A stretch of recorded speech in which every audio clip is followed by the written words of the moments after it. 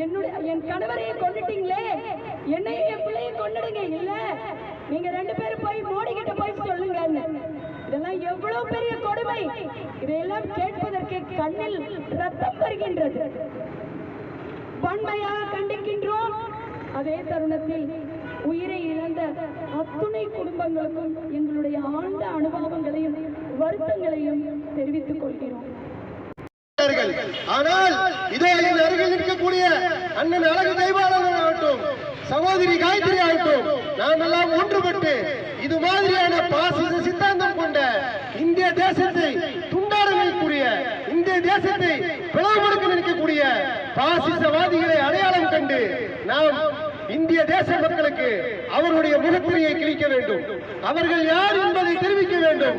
நாமளும் சோசியல் மீடியாவின் மூலமாக அவர்களுடைய அநாகரிக செயல்களை தோலுரிக்க வேண்டும்.